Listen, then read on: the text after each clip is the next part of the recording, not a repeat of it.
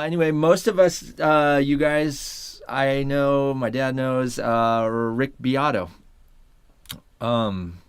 He has that super popular YouTube channel. He talks a lot about guitars, songwriting. He interviews some big name stars. Well, now he has just partnered with Gibson to create his very own signature guitar. Yep, there it is. Check it out. It's this Pelham Blue double cut Les Paul special. Apparently, it's a super slim, lightweight, coming in at around 7 pounds. So basically, it's a combination of two of Beato's favorite guitars. And Gibson put out a video about it, so we'll show you a little bit of this. Let's see.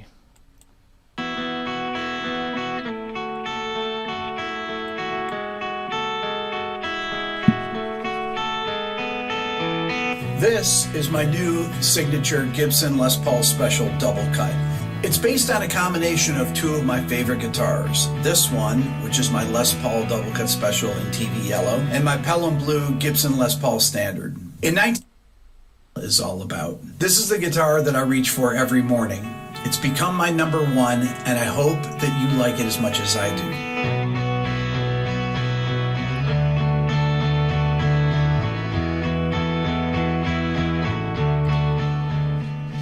So yeah, there you go. It's sounds okay. It's pretty cool looking for sure. Most of you guys are probably wondering about the price. Well, this thing comes in at $2,000. As soon as this loads up, what is going on here? $2,000. So not out of this world expensive. Here you can hear him play a little bit more on this video right here.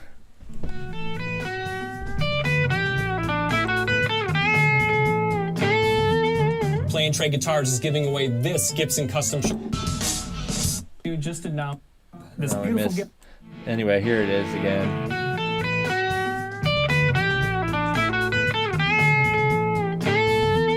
Playing Trade Guitars is giving. So yeah, that's what it looks like there. I wish. Oh, here it is. So yeah, $2,000. Got two P90s, volume knobs, two tone knobs, 3-way pickup switch, two pneumatic bridge, and a stop bar tailpiece.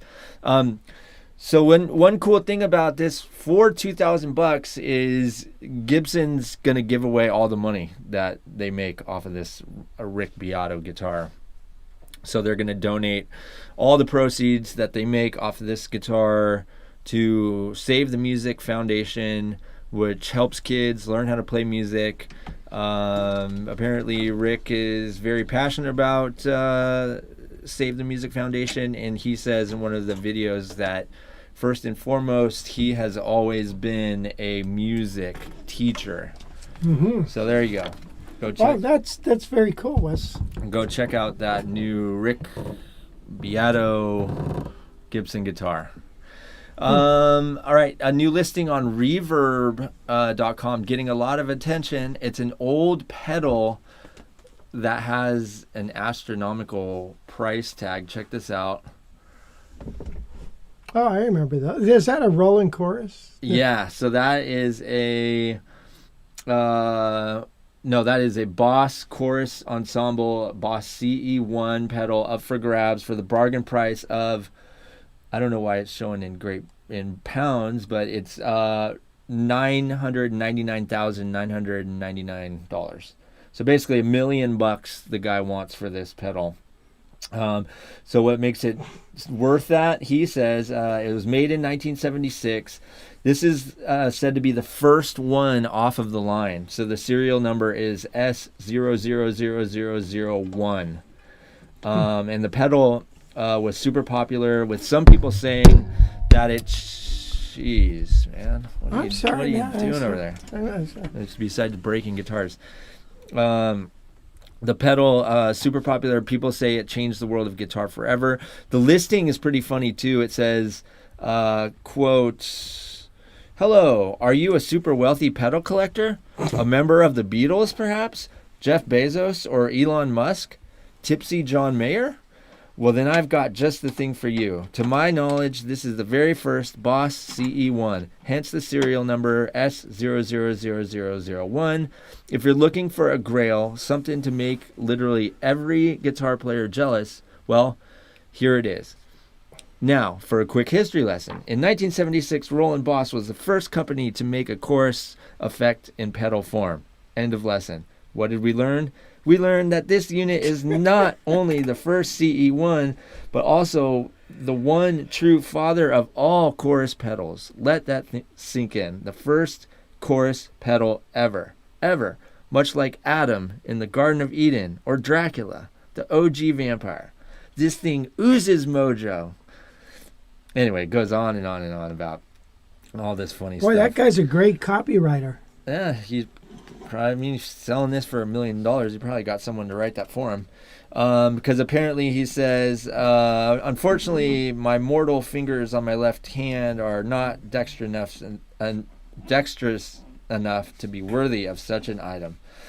So anyway, if you got an extra $1 million lying around, you can buy that.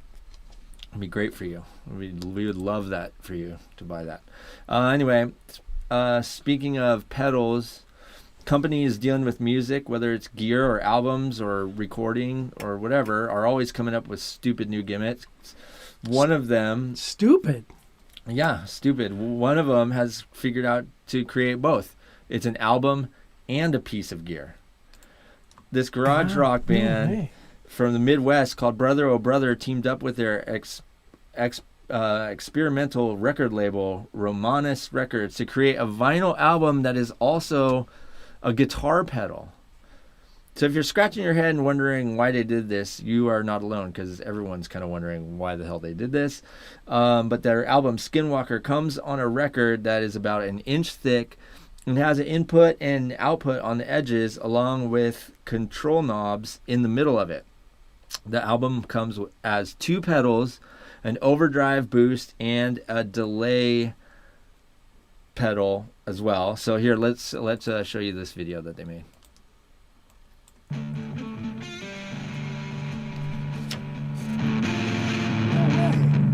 Hey everyone, Chris with Romanus Records here. So excited to show off our newest innovation. We've been working with our good friends at ADD Pedals for a while in secret to come up with this. We've been working on the new Brother Skinwalker LP, and what you're looking at here is the world's first guitar pedal record. Not only that, we actually have 2 different types of pedals. We have this delay, has tons of modulation, as well as this boost. They are playable. They only will play on turntables with vertical angle tracking adjustment, something to lift up the height, because these are definitely the thickest records ever made. However, it's better felt than telt, so let's show you how these work.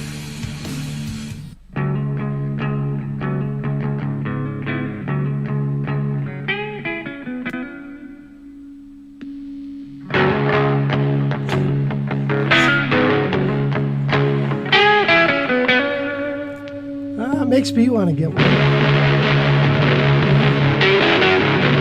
That's a great tone too. I think you need that tone. That's a yeah. That'd be a nice tune for the song Misty, wouldn't it? Yeah. So anyway, there you go. Pretty interesting. Yeah, you can do. Here's the delay one.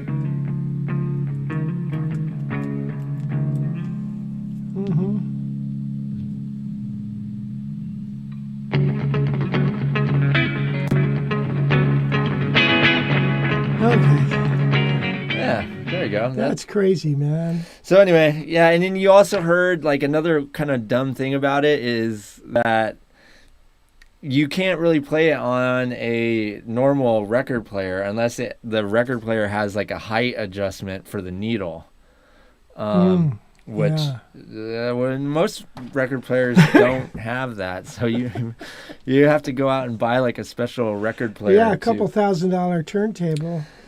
Yeah. So anyway, these go on sale in 2 days. Get your credit card ready. You'll have to be quick on it too. They're only making apparently They're only making 35 of them, but you can take the record too if you want to just put it on the ground and use it as a stomp pedal. You could probably do that too. So you don't really need. If you wanted to just get a pedal, they would work just fine as a pedal. The record part is kind of That's interesting. Though, anyway, so it's almost like super vinyl. Yeah, it's almost it's pretty weird. And then finally, speaking of records, last week we told you about Julian Lage. His new album comes out tomorrow on all the streaming service. Well, there's another record that just came out that a bunch of Wes Montgomery fans should be excited about.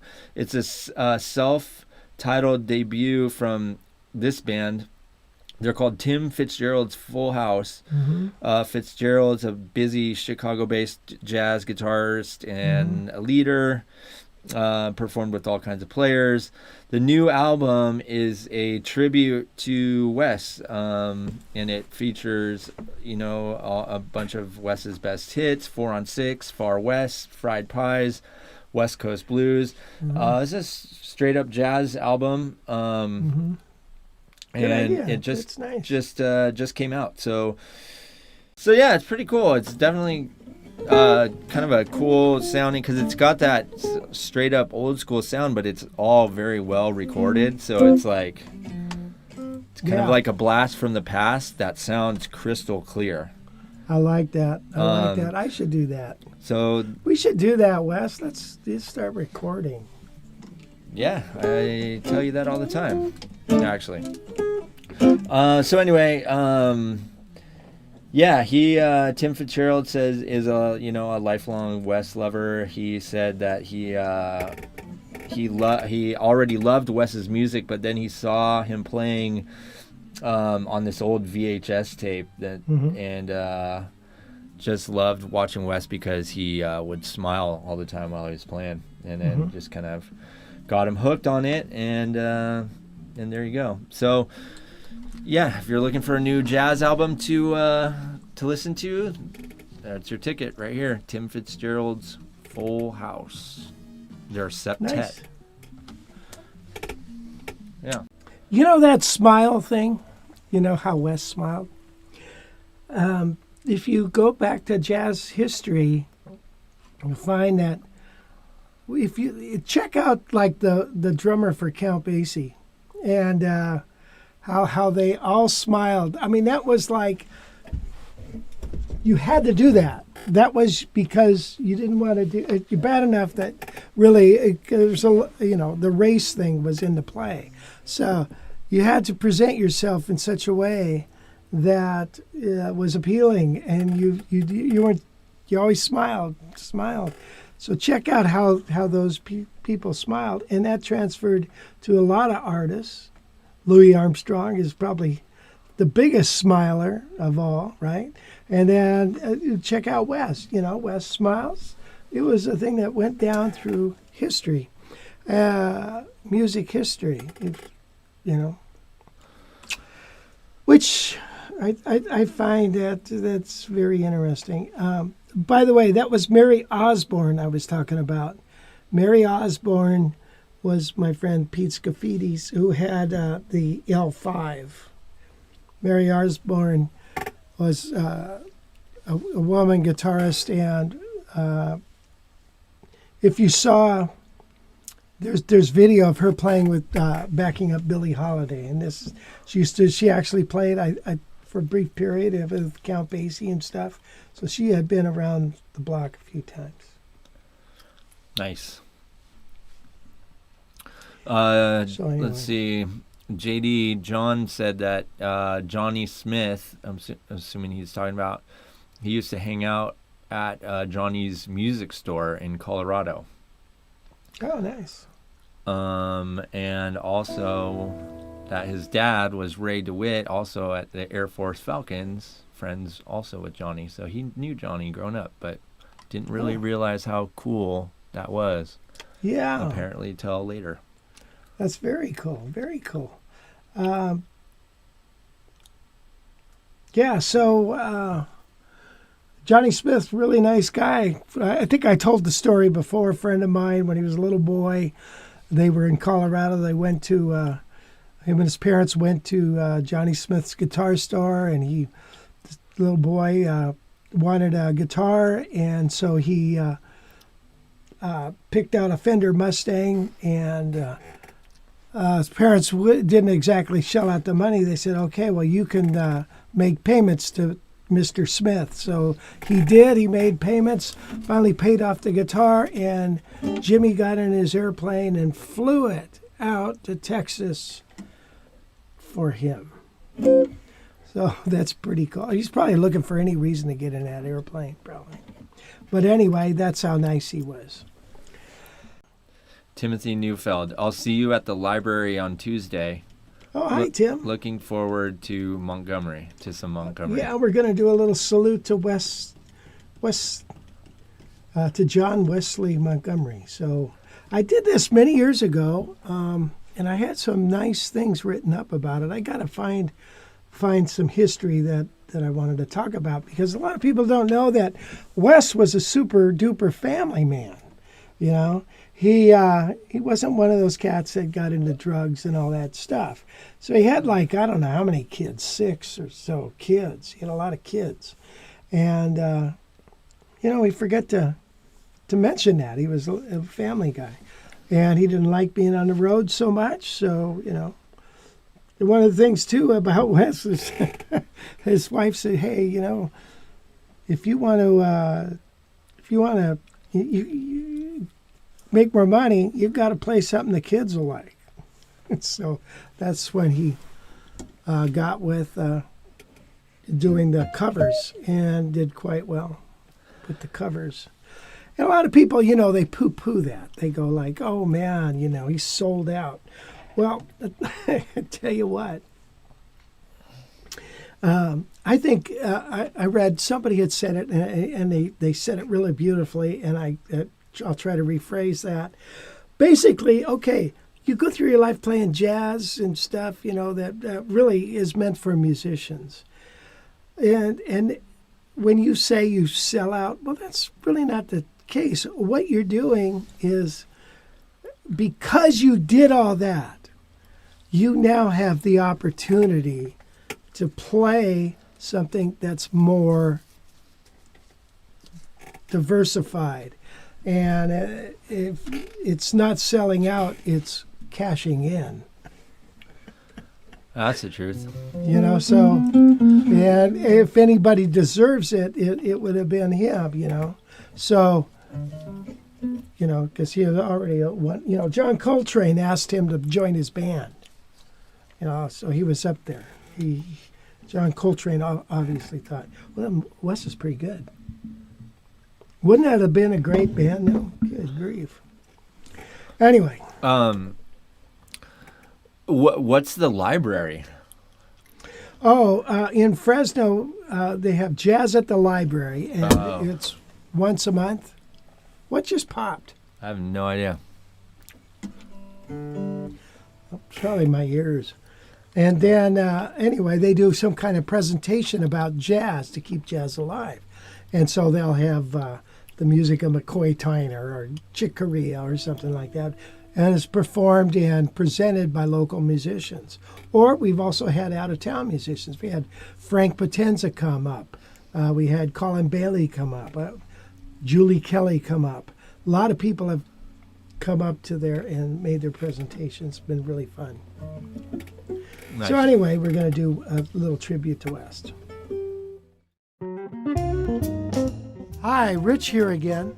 I just wanted to say thanks for checking out my videos. If you like it, hit the thumbs up button. And if you haven't already, please subscribe to my channel and sign up for those notifications so you can see all the cool guitar videos we put out each week. If you want more lessons right now, I have hundreds of them at guitarcollegelibrary.com. Check out our low-price monthly streaming memberships. And if you want to learn jazz, check out my course, Jazz Guitar Improv. I take beginner jazz players and get them playing awesome solos on the fly. You'll see the link for the JGI course in the description below. Hey, thanks again for watching my channel. We'll see you again real soon. with a new video.